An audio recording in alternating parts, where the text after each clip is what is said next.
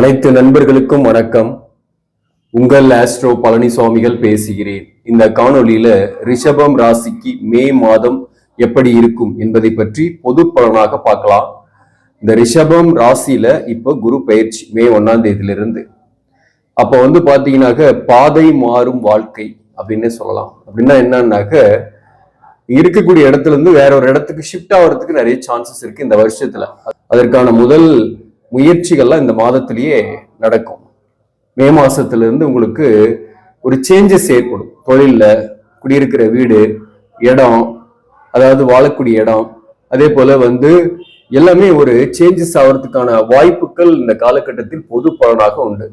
குறிப்பா பாத்தீங்கன்னாக்க சந்திரன் மேல குரு பகவான் போகும்போது பயணங்களோடு பணி செய்யக்கூடிய சூழ்நிலை ஏற்படும். அல்லது இருக்கிற இடத்துல இருந்து வேற ஒரு இடத்துக்கு ஷிஃப்ட் ஆகி அங்க போய் நீங்க பணி செய்யக்கூடிய சூழ்நிலை ஏற்படும். பிசினஸ் பண்ணக்கூடியவர்களாக இருக்கிறீங்க அப்படின்னா கூட உங்களுடைய நிறுவனத்தை அல்லது கடையை நீங்க வேற ஒரு இடத்துக்கு மாத்தக்கூடிய சூழ்நிலையும் ஏற்படும் சில பேர்களாம். இப்ப இந்த மாதத்தோட கோச்சார கிரக நிலைன்னு பார்க்கும்போது ராசியில குரு வர்றது உடல் நலத்துல கொஞ்சம் கவனம் செலுத்திங்க. ஜென்ம குருவாக வருது. கிருத்திகை நட்சத்திரத்துல பிறந்தவங்க முதல்ல கிருத்திகையில தான் இந்த மாசம் இருக்கு குரு. அதே போல சூரியனும் மாதத்தோட பிற்பகுதியில, அதாவது குறிப்பா மே 14ஆம் தேதியில இருந்து சூரியனும் உங்க ராசியில் இருப்பாரு. சோ அதனால இந்த மாதம் ஃபுல்லாவே கொஞ்சம் உடல்நல விஷயத்துல கவனம் செலுத்திக்கணும். மாதத்தோட தொடக்கத்துல 4ஆம் அதிபதி சூரியன் 12ஆம் பாவகத்தில் இருக்கிறாரு. அப்ப பாத்தீங்கன்னாக்க வீட்டு உபயோகத்துக்கான செலவுகள், வீட்டுக்கு தேவையான ஆடம்பர பொருட்கள் வாங்குறதுல பண செலவுகள், எக்ஸ்பென்சஸ்லாம் கொஞ்சம் அதிகமாகவே ஆகும். சுக்கிரனும் ராசிக்கு 12ஆம் பாவகத்துலதான் இருக்கிறாரு. உங்க ராசியாதிபதி சுக்கிரன் 12ஆம் பாவகத்தில் இருக்கிறதுனால பாத்தீங்கன்னாக்க சில நேரங்கள்ல சில முயற்சிகள்ல தடைகளோ அல்லது முட்டுக்கட்டைகளோ ஏற்படும் போது நீங்க நினைக்கிறது ஒண்ணு நடக்கிறது ஒண்ணாக இருக்கும் போது ஒரு மனச்சோர்வுகளும் போகும். அதனால முயற்சியை ஸ்டாப் பண்ணக்கூடாது, கண்டினியூவா செய்யணும். அப்போ சக்சஸ் ஆயிடும். சூரியனை பொறுத்தவரையிலும் ராசிக்கு 12ல சுக்கரனோட இருக்கும் போது தூக்கம் இல்லாம கண் தொடர்பான சில பிரச்சனைகள்லாம் வரக்கூடிய வாய்ப்புகள்லாம் உண்டு. கொஞ்சம் மன அழுத்தம் இருக்கும் இந்த மாதத்தை பொறுத்தவரையிலும். ஆனாலும் உங்களுக்கு சுக்கிரன் சூரியன் இந்த சேர்க்கை என்பது சுப விரயங்கள் தான் ஆகும், பயப்பட வேண்டியதுல. குறிப்பா பாத்தீங்கன்னாக்க வீடு சம்பந்தமாக வாகன சம்பந்தமான செலவுகள் இந்த மாதத்தை பொறுத்தவரை இருக்கும்.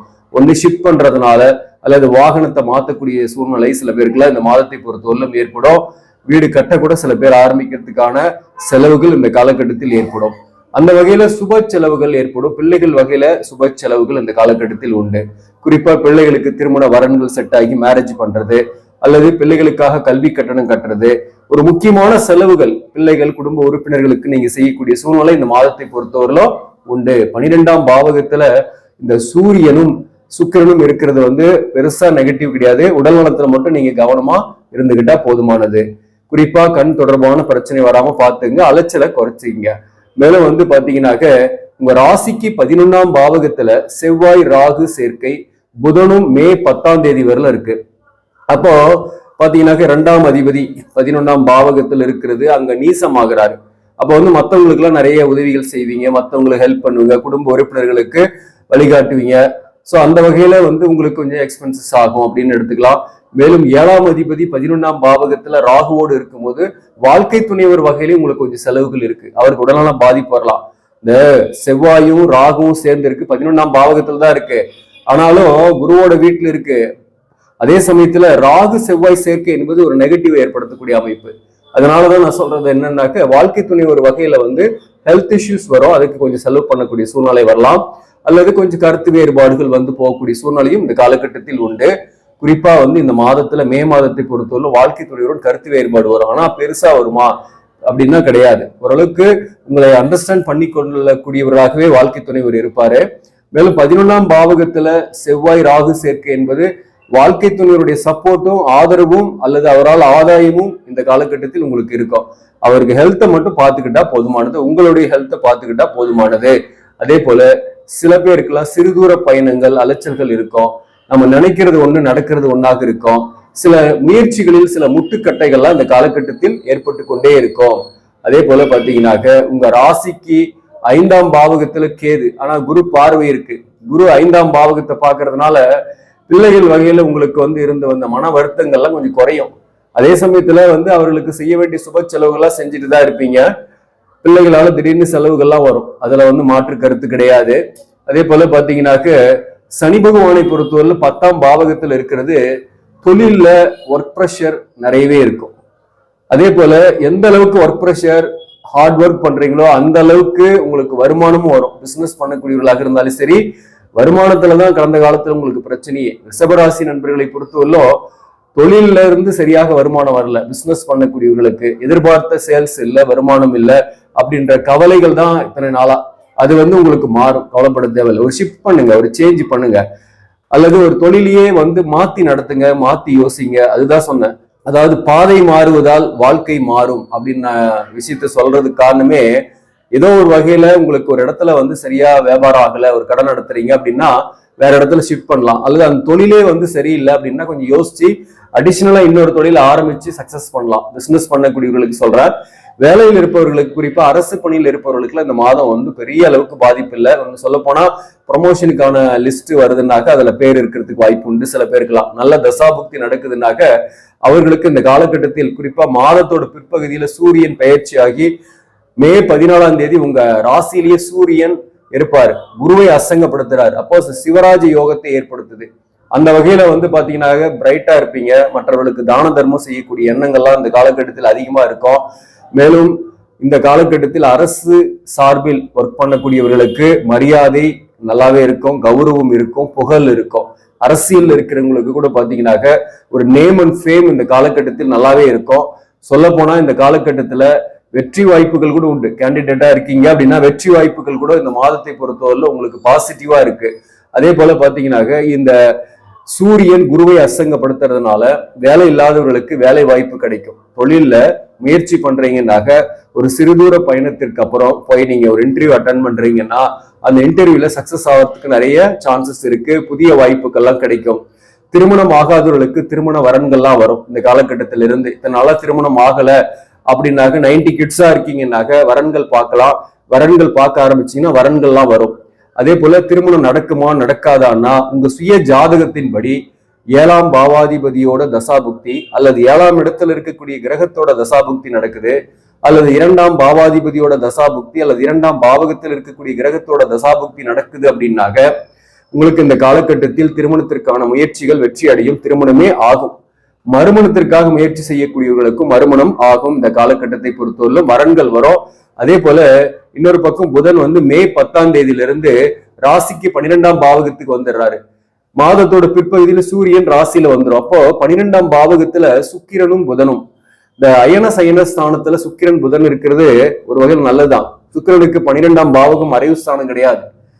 மறைவு ஸ்தானமாக இருந்தாலும் அங்க சுக்கிரன் இருந்தாக்க கோவில் குளங்களுக்கு போயிட்டு வர்றது, சுப செலவுகள் செய்யறது, உங்களுக்குன்னு எவ்வளவு வேணாலும் செலவு பண்ணிக்குவீங்க. ஆன்மீக ஈடுபாடு அதிகரிக்கும். ஏதோ ஒரு வகையில இல்லைன்னு சொல்லிட்டு கொஞ்சம் பணம் சேர்த்து வச்சிருப்பீங்க ஒரு அவசர காலத்துக்கு உதவுன்றதுக்காக.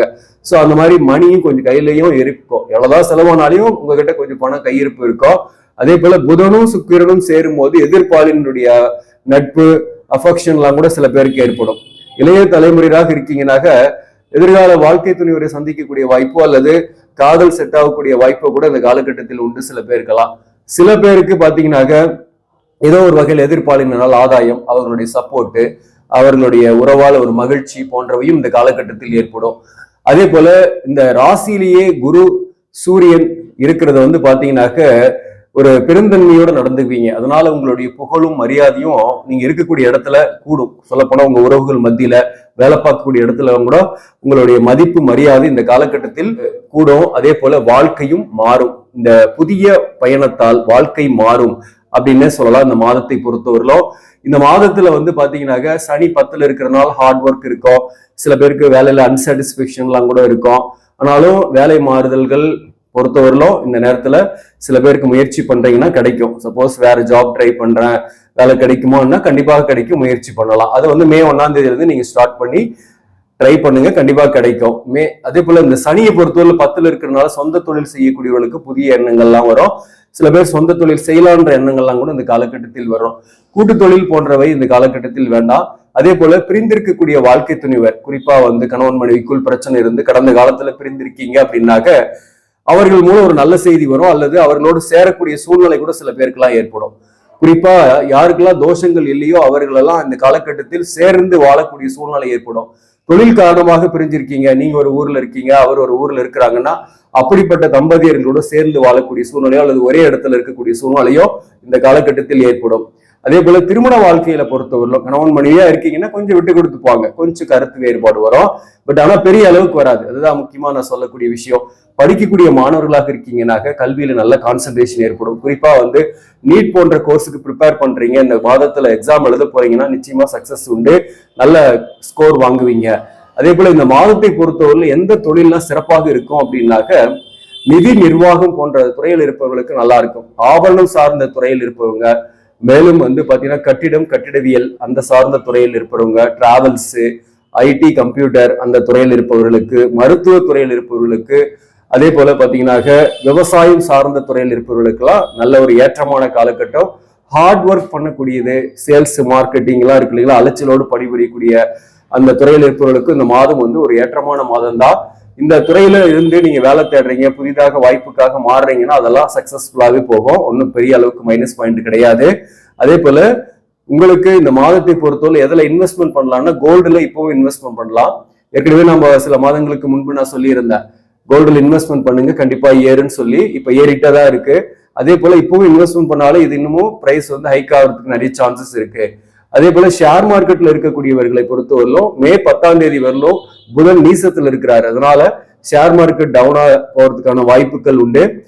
நீங்க உங்களுடைய ஜாதகத்தையும் பார்த்துட்டு உங்களுக்கு நல்ல தசாபுக்தி நடக்குதுன்னா மே 10க்கு மேல அதுல நீங்க இன்வெஸ்ட்மெண்ட் பண்ணலாம், அல்லது கொஞ்சம் படிப்படியா நீங்க இன்வெஸ்ட்மெண்ட் பண்றது பண்ணலாம். இன்ட்ராடே பண்றவங்களுக்கு இது கொஞ்சம் பயன்படும். அந்த மே 10ஆம் தேதிக்கு மேல நீங்க கன்சிடர் பண்ணலாம், உங்க ஜாதகத்தையும் பார்த்துட்டு அதை செய்யுங்க. அதுதான் நாங்க முக்கியமா சொல்லக்கூடியது. இந்த மாதத்தை பொறுத்தவரை நீங்க வழிபட வேண்டிய தெய்வம் எது அப்படின்னாக்க குறிப்பா பாத்தீங்கன்னாக்க ஞாயிற்றுக்கிழமையில குறிப்பா கோதுமை தானம் கொடுங்க, பசுமாட்டிற்கு அகத்திக்கீரையை கொடுங்க, சூரிய நமஸ்காரம் டெய்லி பண்ணிட்டு வாங்க, நன்மைகள் மிகப்பெரிய வெற்றிகள்லாம் உங்களுக்கு ஏற்படும். அதே போல இந்த மாதத்தை பொறுத்தவரையிலும் முருகப்பெருமான் வழிபாடு சிறப்பை தரும். முருகன் கோயிலுக்கு போயிட்டு வழிபாடு செய்யலாம். குறிப்பா இந்த செவ்வாய்க்கிழமை நாட்கள்ல முருகன் கோயிலுக்கு போயிட்டு வழிபாடு செய்யலாம். சஷ்டி விரதம் இருந்து முருகன் கோயிலுக்கு போயிட்டு வர்றது நன்மைகளை கொடுக்கும். பழனி முருகன் கோயிலுக்கு கூட நீங்க முடிஞ்சா போயிட்டு வாங்க, வெற்றிகளை ஏற்படுத்தும். ஆக நண்பர்களே, இந்த பதிவு உங்களுக்கு பிடிச்சிருந்தாக லைக் பண்ணுங்க, இதை மற்றவர்களுக்கும் ஷேர் பண்ணுங்க. இன்னும் நம்ம சேனலை சப்ஸ்கிரைப் பண்ணாம பாக்குறவங்க சப்ஸ்கிரைப் பண்ணி கண்டினியூ பண்ணுங்க. இதன் மூலம் உங்களுக்கு ஒரு சரியான ஜோதிட தகவல்களும் ஆன்மீக தகவல்களும் கிடைக்கும். நன்றி, வணக்கம்.